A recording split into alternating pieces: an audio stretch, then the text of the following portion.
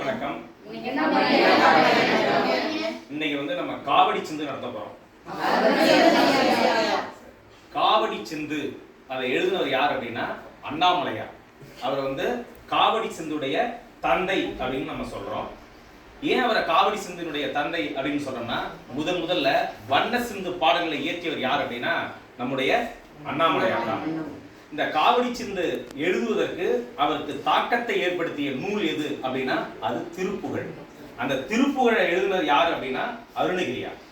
நம்முடைய சென்னிக்குளம் அண்ணாமலையார் தன்னுடைய 18 வயதிலேயே ஊற்றுமலைக்கு சென்று அங்கு குறுநில மன்னராக இருந்த இருதலாய மருதப்ப தேவர்கிட்ட இவர் ஒரு அரசை புலவராக இருந்தார். யாரு?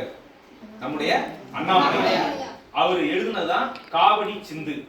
அண்ணாமலையார் பத்தி உங்களுக்கு ஒரு அற்புதமான செய்தியை சொல்றேன். அவர் நல்ல பேச்சாற்றல் உடையவர், இரு பொருள் பட அழகா பேசுவார் நம்முடைய அண்ணாமலையார். அண்ணாமலையார்ட்ட ஒருத்தர் போய் ஒரு பொருள் கேட்டிருக்காரு. ஒரு பொருளை இரு பொருள் கேட்டாரு. அவர் இரு பொருளே விளக்கம் கொடுத்தாரு. ஏன் எனக்கு ஒரு மூட்டை அரிசி வேணும், ஒரு ஆடு வேணும்னு கேட்டாரு. ஒரு மூட்டை அரிசி ஒரு ஆடு வேணும் அப்படின்னு கேட்டாரு. அவர் சொன்னாரு ஒண்ணு நடக்கும் ஒண்ணு நடக்காதுன்னாரு. ஒண்ணு நடக்கும் நடக்காதுங்கிறாரு. போனவருக்கு என்ன நம்ம 2 கேட்டோம், ஒண்ணுதான் நடக்கும் ஒண்ணு நடக்காதுங்கிறாரு அப்படின்னு நினைச்சுக்கிட்டு அவர் வருத்தப்பட்டாரு. ஆனா அவர் 2மே கொடுத்தாரு. ஒரு மூட்டை அரிசியும் கொடுத்தாரு, ஒரு ஆட்டையும் கொடுத்தாரு.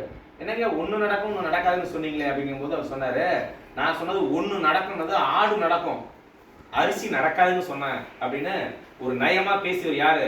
நம்முடைய அண்ணாமலையார். காவடி சிந்து இயற்றிய அண்ணாமலையாருடைய காவடி சிந்துடைய சிறப்புகளை அடுத்த வகுப்புல உங்களுக்கு நான் விரிவா சொல்றேன். அனைவருக்கும் நன்றி. அடுத்த பதிவில் சந்திப்போம். அதுவரை சிந்திப்போம்.